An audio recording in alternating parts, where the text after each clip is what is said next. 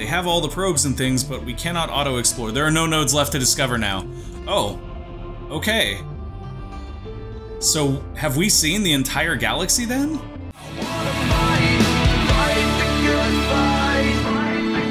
Let's get good. I am the Gamer Under Development, and this is Endless Space 2 Penumbra. We are playing as the Umbral Choir. If this is your first time joining us, there's an entire series on this, and I recommend checking them out because we are still learning the hacking game. Speaking of which, guys, down in the description is a link to some more information about hacking that Amplitude released on Twitter. Basically what they told us, well, at least the new information that I hadn't seen before that they told us, is that hacking, or rather the traces on hacks, actually happen 2 times faster than the hack does. So what that means is if the hack would take 4 turns, the trace will take 2. So I've been thinking about it, and what that kind of means for us as far as placing our hacks is that we want, so for example, if we went from here to here and it was 4 turns and here to here and it was 2 turns, that would actually be great for us because within the 2 turns that it would take for us to hack from here to here and get them, it would take them, they would essentially get 2 turns here and 2 turns here and have 2 turns left to get to us, or rather 1 turn to get to us. But that's sort of my point. We basically want to make sure the first part of our hack, the first stretch, is longer than the last stretch to them, and the hack should theoretically succeed. Now that doesn't take into account any differences for them using defensive hacking programs, so we will have to learn our way around that, but that should give our general hacks a better chance to sort of complete. I'm gonna go ahead and colonize all of our rings right now, and the main reason I'm doing that is because I did find out that they can purge entire sanctuaries by hacking the node that they're on, and if that happens, we would lose all of the population in the sanctuary, which is nuts. So we want to kind of max out the population on our home system as soon as possible. We will upgrade all of our science ship 2s, that's fine. And we're going to go ahead and send them out to do sciencey things. I am still slightly confused. They have all the probes and things, but we cannot auto-explore. There are no nodes left to discover now. Oh, okay. So have we seen the entire galaxy then? Other than like off-the-grid nodes? Speaking of off-the-grid nodes, we should actually check on our transmigration beacon here. We are 1 turn out from being able to transmigrate to our off-the-grid system, which is where we want to be. The one problem is that they have gotten kind of close to it with this system right here, so that kind of freaks me out a little bit. But I think it's going to be okay in the long run. So we will still focus on moving down there. We have been waiting to purge this. We do need 600 influence. And at the rate our influence is currently going, we're not going to get there anytime soon. Which is unfortunate, but not the end of the world, because what we're actually going to do is once we transmigrate over here, we're going to go ahead and hack Iris here and get this node that has... Oh wait, no, that's not the one that has it. Is it this one? The one we started on? No. I thought we had the influence node over here. We don't. That's right. We still haven't even found one. Oh my gosh, that's insane. Is that one right there? No, it's not. We actually don't have a single influence special node. That's kind of crazy. I wonder if there's some off the grid that we haven't found, because I didn't think it would happen like that. I didn't think we'd have like a galaxy without one of them at all. Unless, well, there's one right there. So that's the problem, is that if we want them, we need to get them from somebody that already kind of has dominion over them. However, since they can't technically have systems there, I wonder how hard it would be to do that. Like, they can't actually have protection there. They can just, you know, wrap it in their influence, so I wonder if we can hack it even if they have it, and they don't really get defenses or anything. We're gonna try that for sure next turn. We'll do like a wild, crazy long hack from like here to over here or something, just to get that node right there, because that 50 influence is gonna be a huge difference maker for us. I actually thought that when we built the influence building here that would fix everything, but it kinda didn't. A lot of that may have to do with people not being... No, people are happy in our capital, so I don't know what the issue is. I really don't. Okay, so let's just deal with the units that we have available. These guys are scanners, though, so I should actually send them back and wait for them to get some probes so they can scan down our home system. Basically, if we've discovered everything in the galaxy, then all we're gonna do with our science ships is just scan everything we can find. And I'm fine with that. If all we do is scan everything down, that works for me. One issue that we do have, though, is that the other factions and the pirates and the miners are starting to get detection, which means they're actually finding our stealth ships, which scares me a little bit, because that's kind of rough. We really depend on those ships having stealth to stay safe, so we don't want them to be found like that. Hold on a minute. Let me just check something. Really? Give you dust now. Do you even know where we are? I don't think you do. Which makes your entire threat kind of a joke. Outpost alert on Junder. They built an outpost on Junder right on the system, or on the planet that we already had a station on, or sanctuary on. Darn, I am so very upset. How dared they? Oh, but they got my Calgaros. That makes me sad. I would have liked to have the Calgaros right there. That's okay. This is our new fleet commander, and we were going to focus on her helping things to generate science, I believe. But instead, I think this time we're gonna go mainly combat. Because I feel like we're reaching the point where that's gonna become necessary. So I'm gonna put her first point into this. It is fleet movement, or fleet free movement rather, but free movement is actually kind of important with a military fleet because that allows you to move off star lines and lets you get a little bit of surprise by coming from out of nowhere to come after people. You know, like Randy Orton, you just RKO out of nowhere. Sorry, I'm a wrestling nerd. If you get that joke, good. If you don't, I'm sorry. Okay, so we have Umbral Choir pop generating on our system. That means we got 3 pop on our system this turn. And we are completing more and more crescents. I'm probably just gonna upgrade all of our crescents to the highest upgrade they can get, because at this point we don't have anything else to do with our production. So we're gonna do that. Every one of you guys is going to duo. And we're generating pops so quickly right now that it's filling out that entire home system. And we do still have that Umbral Shadow right there. Hi there, Mr. Umbral Shadow. So I also found out that they use additional food. So they do use like twice the food in addition to providing twice the resources, so it's not as sort of great of a deal as it sounds necessarily. It's still awesome, like we still like them and want them in our empire, but it's not quite as good as it could be. Okay. And you guys are still probing systems, so let's find what this anomaly is. Be an anomaly. It's not an anomaly, but it is a strategic resource that we want, and I'm good with that. That makes me quite happy, actually. We have Orichalix on our home system. I like it a lot. If I'm not mistaken, our transmigration beacon should be ready now. So this is an interesting issue for us because now we have this behemoth right here that needs to move to our new system, and it's like, it has no engines. I think what we're gonna do is we're gonna go ahead and get rid of all of these, and we're just gonna pump it full of engines. We're just gonna put every engine we can on it. Like, no defenses, just it's stealth and it has engines everywhere. That's the plan, guys. With all those engines, it has 17 movement. It should get where it needs to go fairly quickly, and if we really need to, we can also potentially just like... It takes 6 turns to free move to it. If we don't free move, it will take 3. I'm gonna go. I'm just gonna go for it. Hopefully our behemoth moves fast enough that it doesn't get caught in any enemy territory or anything, because that would be terrible. Oh boy, that's actually, my heart is pumping a little bit right now, guys. If we lose that behemoth like that, I'm gonna be real sad. Although realistically, we have so much production right now that it doesn't matter. We'll just make another one.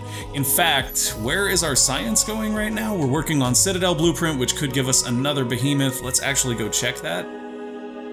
We are 2 out of 4, so 1 more behemoth tech would give us another behemoth. Where are we in the tech trees? Could we actually get a behemoth tech, or are we trying to skip over those now because we are just trying to get the minimums we need to finish out these? I think we're done with that because we just want the minimums. So that being said, we should honestly be working on techs in this final branch right here. +1 population slot per anomalies on colonized planet on planets. +2 population slots on planets where sanctuary. Whoa, that's nice. Let's get that. +5% on gas. +5 per person on planet with a negative anomaly with...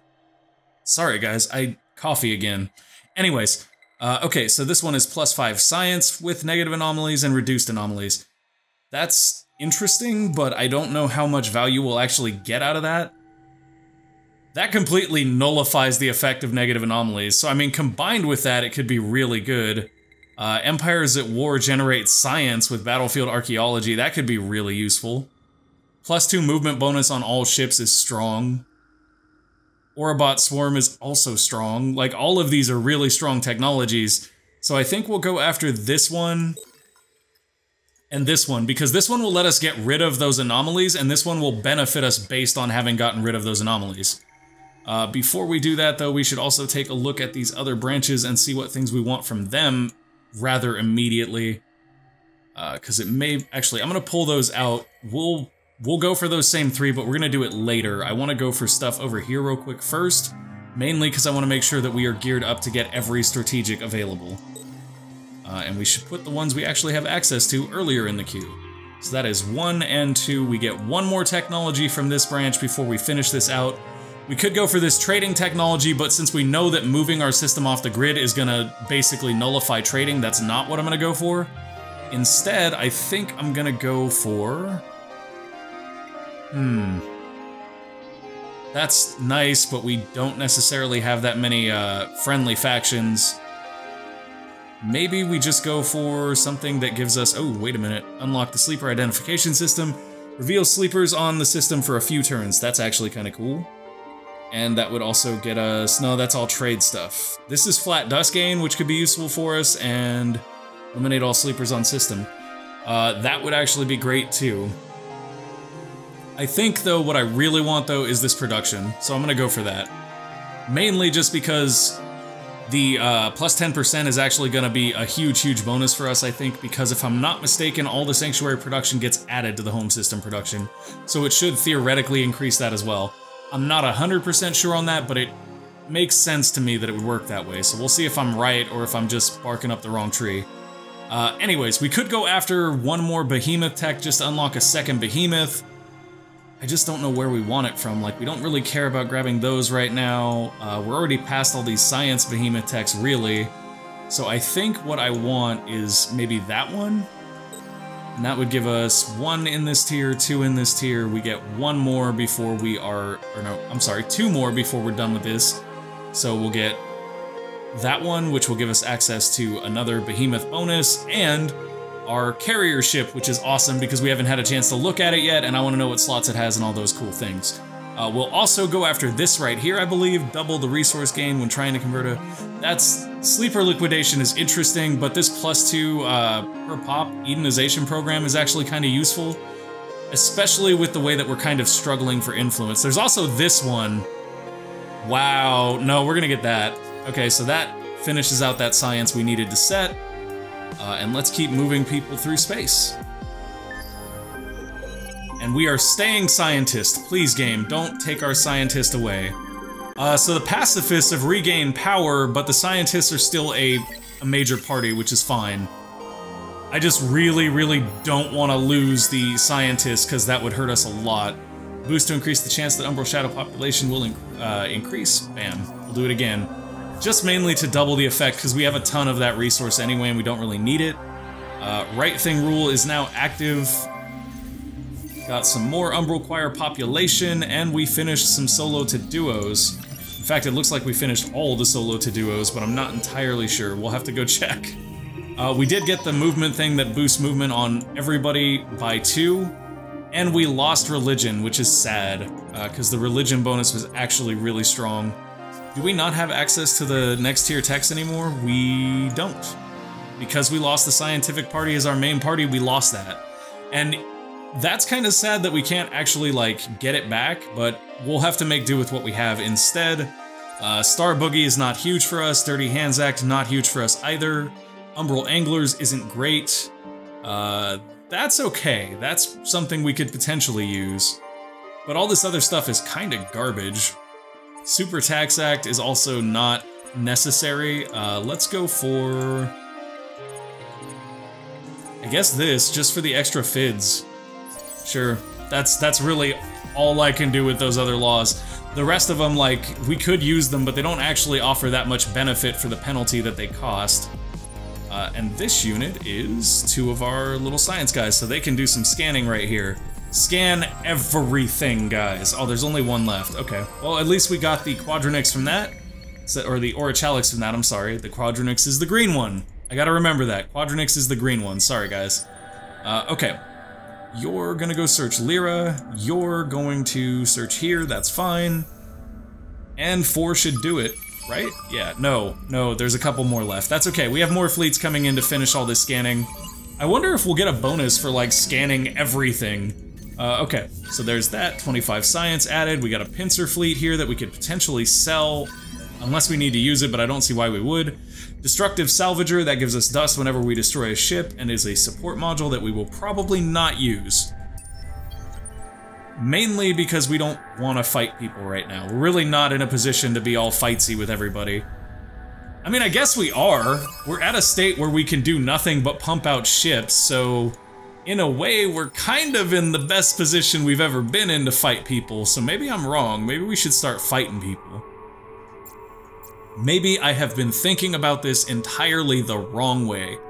Maybe we just need to blow more things up. That's the problem.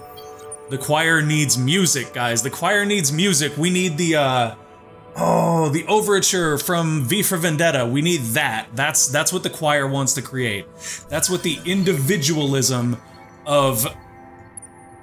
I forgot her name. Imain Kriv. That's what the individualism of Imain Kriv has taught the choir, that they want to blow things up. So let's do that. Let's have fun with it. I'm excited. I hope you guys are excited too. We will move more in a direction of blowing the things up after this. Okay. You guys can go explore over there. That's fine. We have one ship that is left to do whatever, and that is the pincer. I'm honestly just gonna sleep it right there. No, you know what? We'll sell it. I don't want the pincer. It doesn't do anything great for us. We'd be better off building our own ships. I'm actually curious how hard we can push the combat ships for the Umbral Choir, because that's something we haven't really tested either.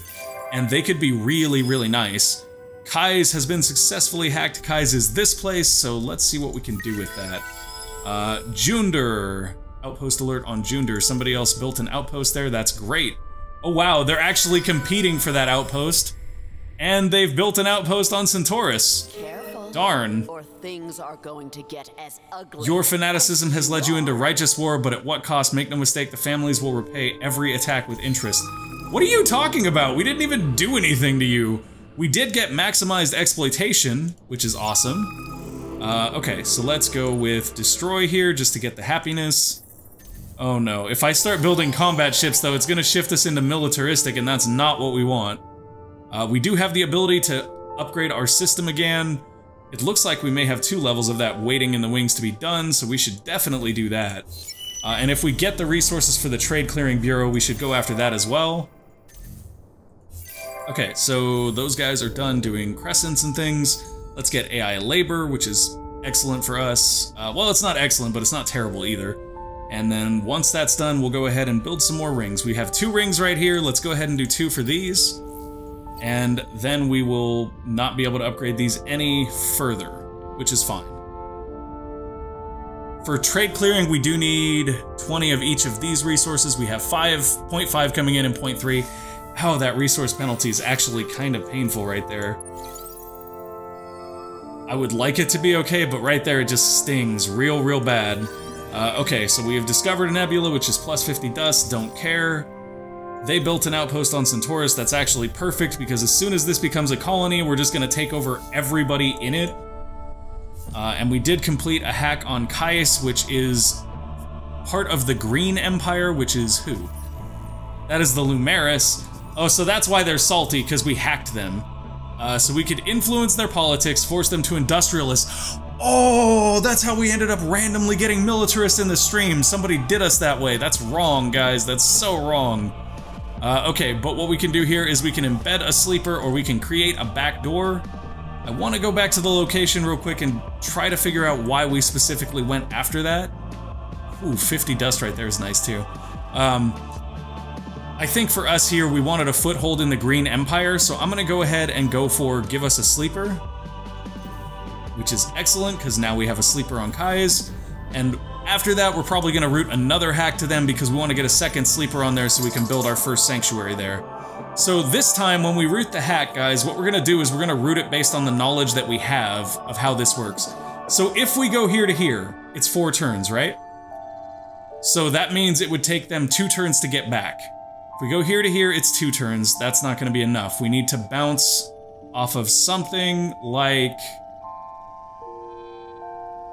NGC, maybe? We could bounce off NGC. How many turns is that, though? That is 5 turns. Okay, so 5 turns plus another 4 turns, so 9 turns, and it would take us 4 turns to hack them, and in that time, they would travel 8 turns, so we would have 1 turn left over. See how the math is it kinda works like that, at least I hope it does. We're gonna see right now. I strongly suspect that this is gonna work out the way we want it to, and we will get another sleeper in their empire. We also want to come over here and see if we have a chance to create more sleepers in the empires of the Cravers, for example, so that we can boost how much we're getting from them for our sleepers. Currently, we only have 5 well, we have more than 5, but if we get up to 10, we get even more drain, so that's what I'm gonna do. I'm gonna turn all those into sleepers, and now let's see where we're at. Now we're at 10, so we're getting even more resources from them, which is great. We also found out that if we hack an enemy home system, we can get major technologies and things, so that's something I'd like to be working on this turn. If we don't already have a hack doing that, we might actually have one doing that. We're going after Imosa, Herolium, and Kai's. So no, we don't have a hack doing that right now. But we will. That's a focus we're gonna work on, because I really want to see like what nice little techs we can jack from people and what other terrible things we can do. Because essentially there's a different menu for hitting the capital of another faction. And that's what I want to see. Find or send a fleet to the quest marker. Nope. That sounds really cool, but I'm good. I'll pass. Instead, what I would like to do is scan this other anomaly and move on with my life. What do we have here? Science from Scrap Battle Tactic. Got Deciduous Trees. And let's go check out IMEX, because they have a ton of stuff for us to scan. Are you guys also a scanning thing? No, you're not. You guys are Cheap Heat and a Taxi, so you're an actual combat fleet, and we should put a combat leader at the head of you. Which would be her, potentially, but it looks like she's already in a fleet. Is it this one? No. No. No. Where are you, my dear? There. Okay. That's fine. Wow, where are we sending them? Was it over here? Oh, we're sending them over here to fight the pirates and level up. That's right. That's fine. Excellent, excellent, excellent. We can live with that. And you need to do a scan. Get the last one there. Tell me what they got. So from this one, we get plus 25 science, and we also find out that Long Season is on one of these planets, which is sad, sad, sad for the owner. We're gonna go ahead and sleep them, and then these guys we're gonna send over here to be a backup reinforcement unit in case the first unit has issues attacking the pirates. Wow, we are just, look at our manpower is generating great, our dust is generating great. I'm kind of just trying to think of things we can do with our dust that's going to help us out.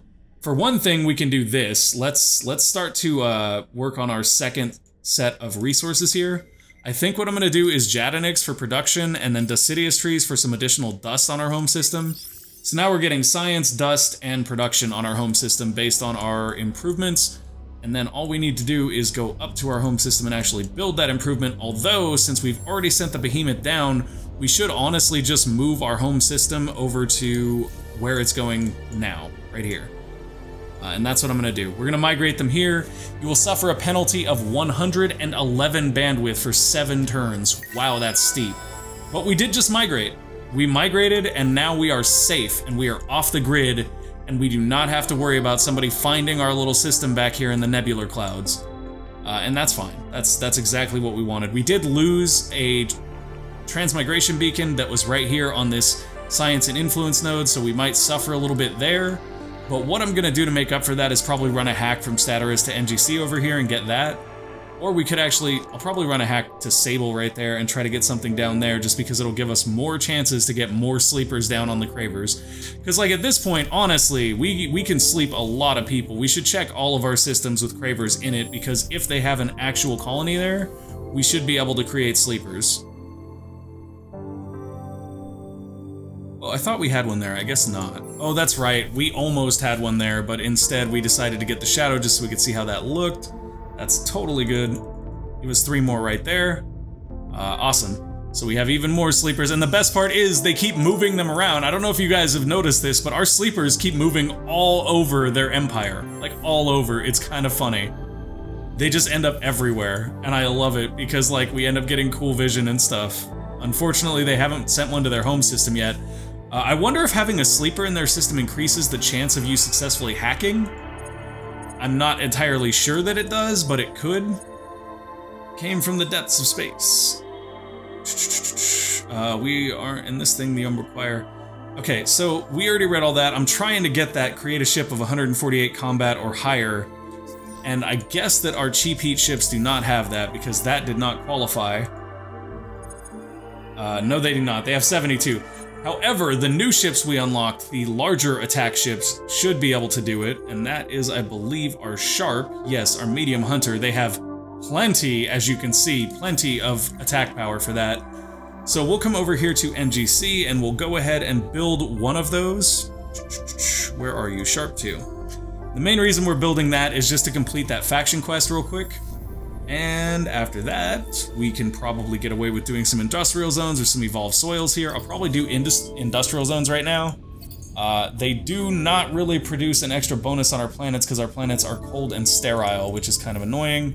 Evolved soils also won't help us in that regard either, so it's not a big loss going industrialized zones. Plus production is kind of king, and it does always sort of pay off. We do need Jadniks though, so that we can do our next city upgrade, so I'm gonna go onto the market and see if we can afford some Jadniks.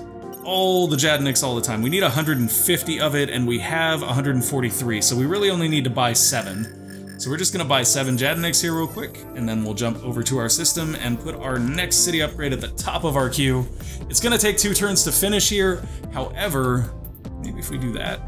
Yeah, that's better. Okay, there we go. That upgrade is gonna be huge, huge, huge for us.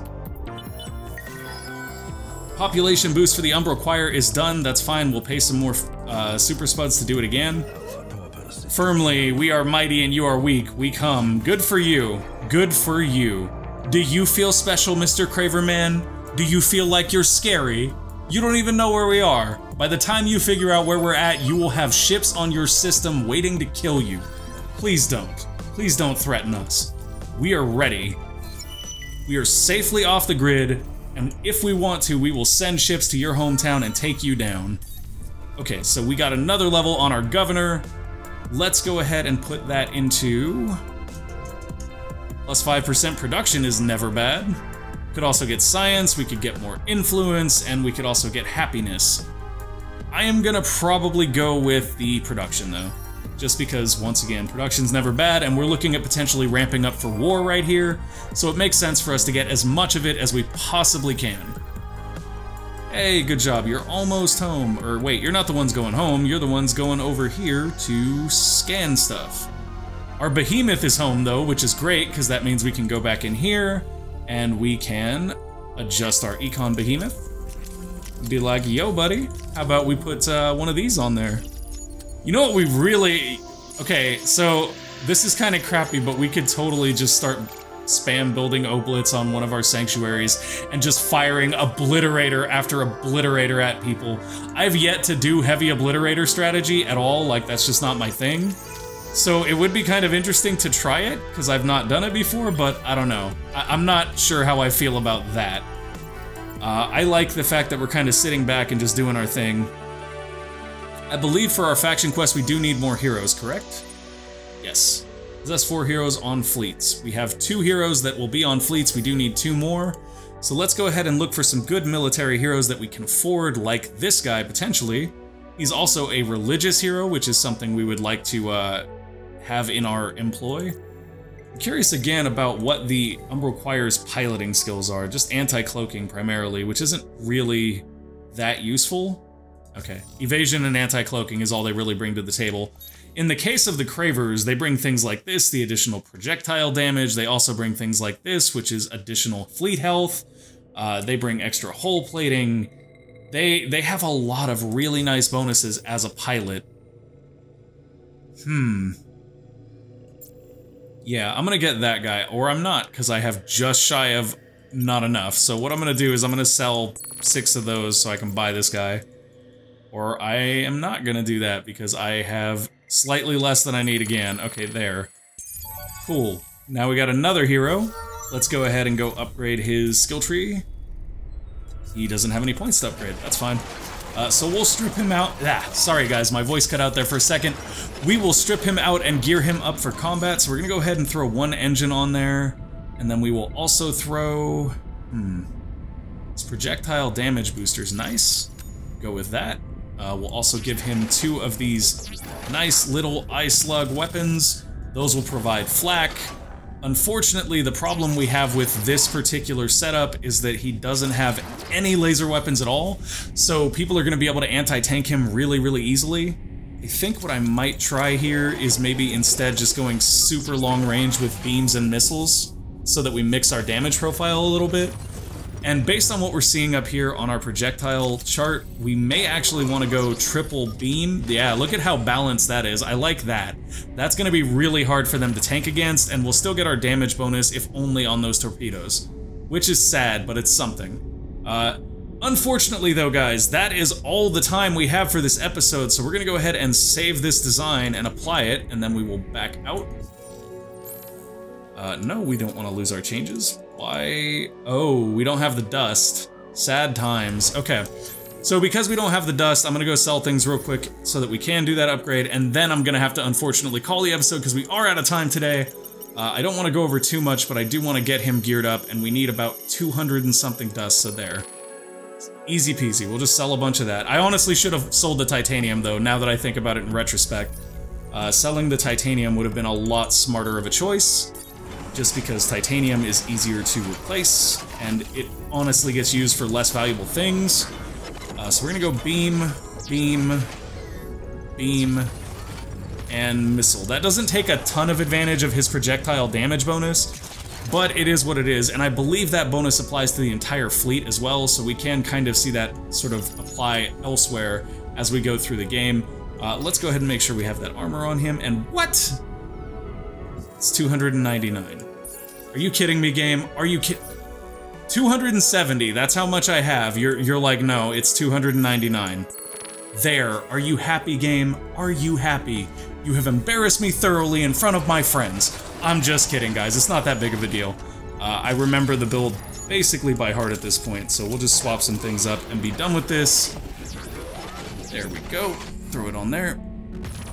One thing to keep in mind too is that we can always test different builds out, so if you guys have ideas, leave those in the comments and we could try them out. Anyways, thank you guys for watching the episode. If you enjoyed it, go ahead and click that like button. If you would like to see more of them, click the subscribe button down there and make sure you tick that bell notification, because otherwise YouTube will just decide you wanted to subscribe to the channel and ignore it, because that makes all the sense in the world. Once again, don't forget to check down in the description is that image from Amplitude that explains a little bit more about hacking. Thank you guys for watching, and I will see you next time. Peace!